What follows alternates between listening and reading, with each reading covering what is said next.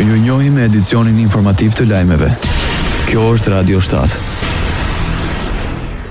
Ministri për Europën dhe Punët e Jashtme i Shqipërisë Ferit Hoxha mbrojti marrëveshjen me Serbinë për hapjen e një konsullate të përgjithshme serbe në Shkodër në këmbim të hapjes së një konsullate shqiptare në Luginën e Preshevës. Ai theksoi se veprimet konkrete do të ndërmerren vetëm pasi të ketë dakordësi të plotë mes dy palëve për të gjitha aspektet e procesit. Ministri nënvizoi se reciprociteti është një parim themelor i marrëdhënieve diplomatike dhe nuk nënkupton domosdoshmërisht barazinë objektiva apo interesa, por shërben si bazë për mirëkuptimin ndërmjet shteteve. Radio 7, zëri pozitiv i qytetit.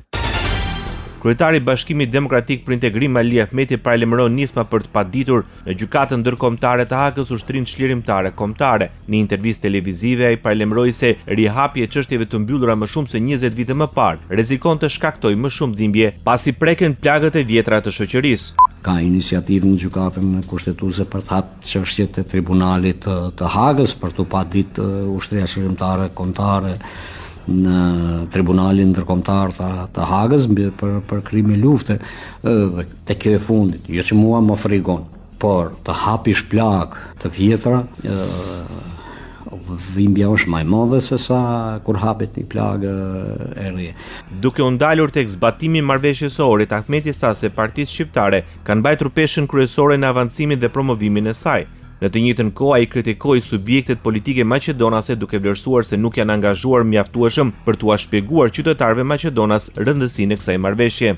Unë kam thënë edhe partive politike maqedone që pak janë duke punuar në afirmimin dhe shpjegimin që duhet të bëhet komunitetit Maqedonas sa i takon marrëveshjes së Ohrit, sepse maqedonat kanë një bindje që shteti po u ikën dhe se shtetin sipas marrëveshjes së Ohrit, nëse zbatohet si tërësi e humbasin shtetin maqedonat.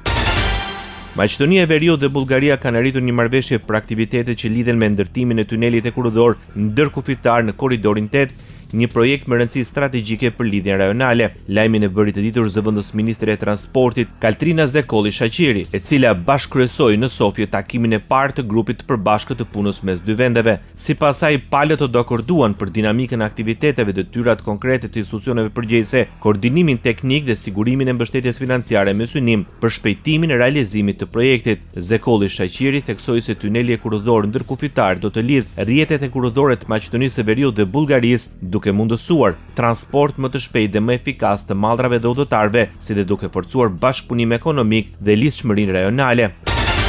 Ministri i Jashtëm i Maqedonisë së Veriut refuzon sërish çdo lloj plani rezervë për të përshpejtuar integrimin e vendit në Bashkimin Evropian. Tim Çomoçumski rikonfirmoi se nuk pranojmë zgjidhje me çdo kusht. Sipas tij, tejkalimi i problemit bilateral është sfida kryesore, ndërsa shteti ndodhet në situatë jashtëzakonisht komplekse për shkak të vendimeve të pamenduara dhe çështjeve të pranuara nga qeveria e mëparshme, duke u përgjigjur kritikave të partive opozitare për ndryshimin e pretenduar të qëndrimeve shtetërore. Mucunski jodhi poshtë këto pretendime duke cilësuar si hipokrizi dhe histeri nga ana e tyre që flisnin për europianizimin, ndërsa bllokonin ligjet e kërkuara nga Bashkimi Evropian. Bota.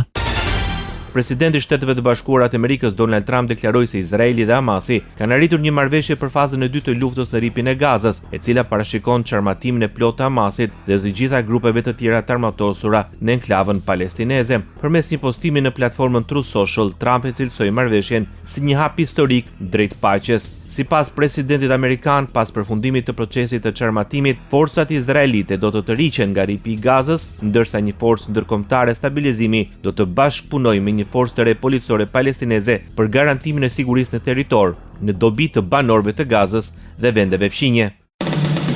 Ndoqët lajmet shkurt në Radio 7, zëri pozitiv i qytetit.